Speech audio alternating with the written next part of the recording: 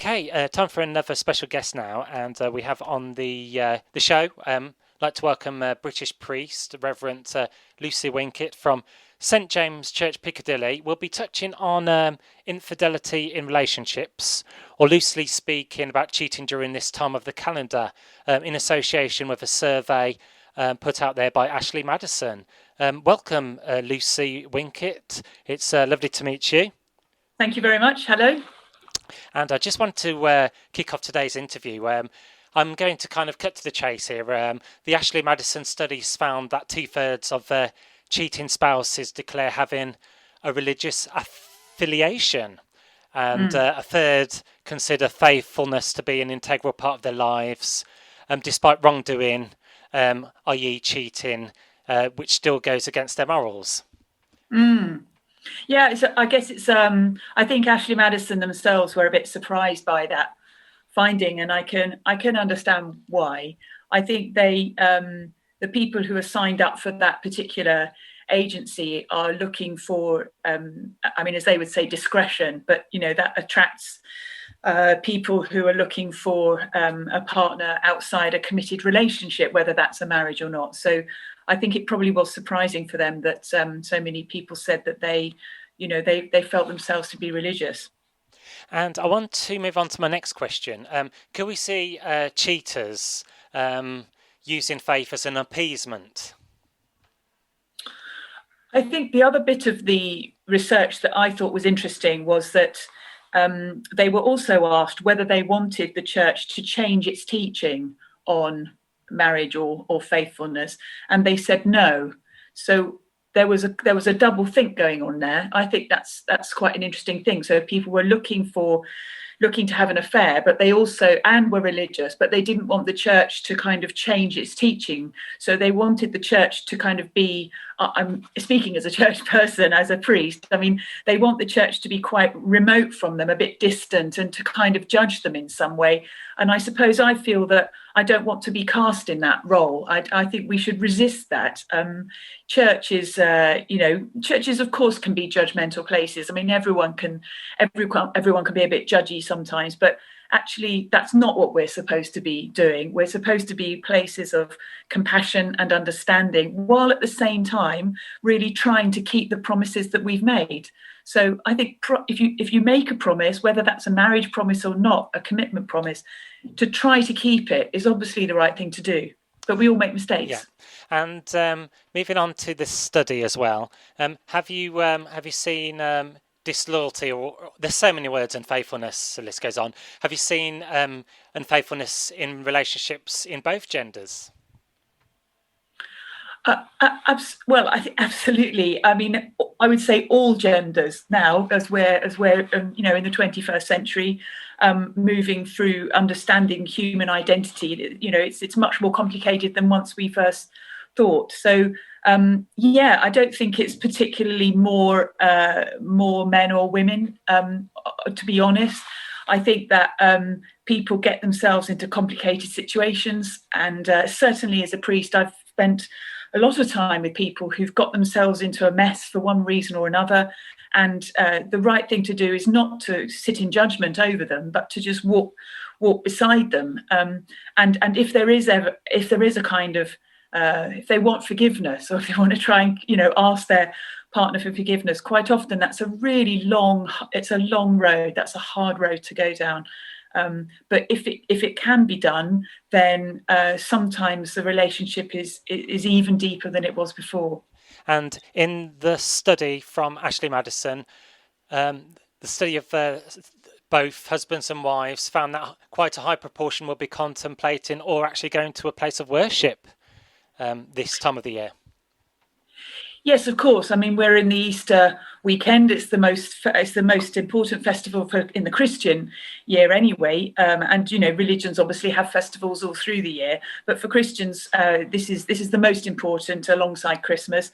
And so I would welcome with open arms people who come to church, whether they've made mistakes or not, and whether they're feeling very mixed up about their own situation or their own relationships.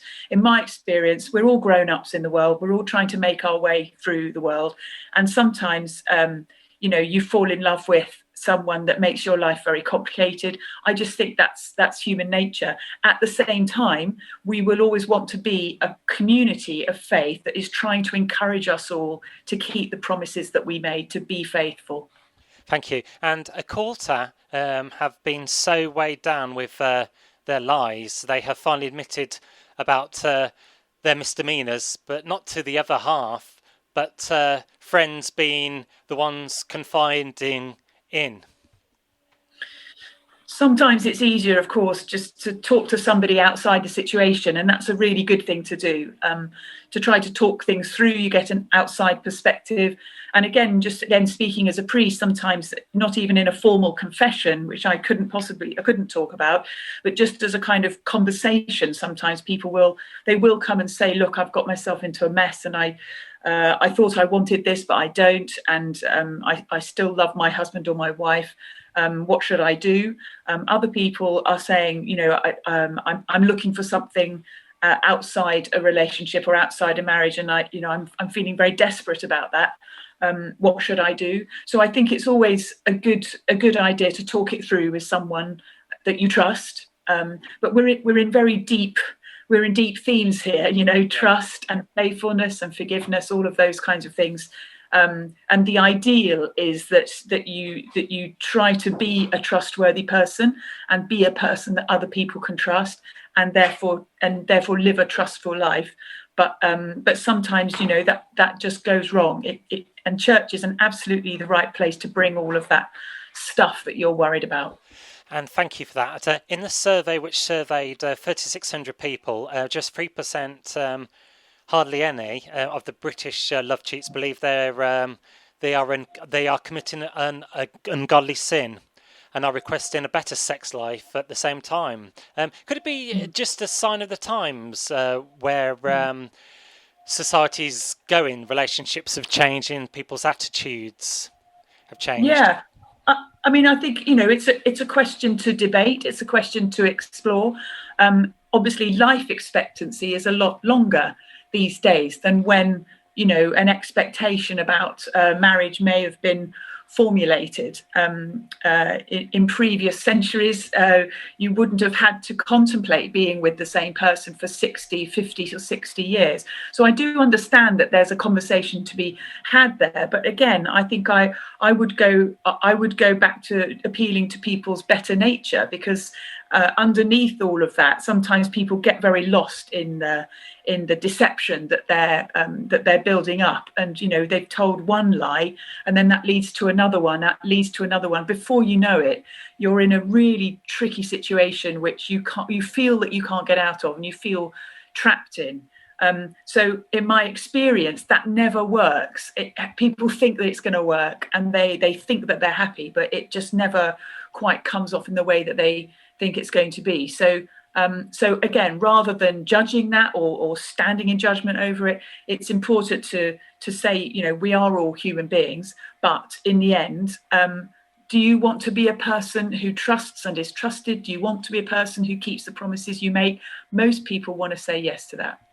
And just wrapping up now, one good thing to come out of this study by Ashley Maddison is that people are rediscovering their faith, and overall 1 in 3 say religion is a focal point in their everyday lives.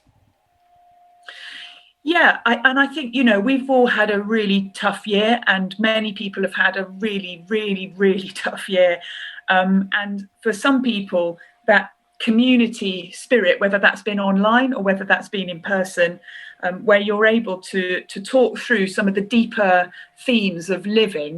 We've been confronted in this whole pandemic situation with the possibility that any of us might get ill and any of us might die. So I think it's brought up deeper questions for people, and churches, synagogues, mosques, temples, those are exactly the places to take those big questions.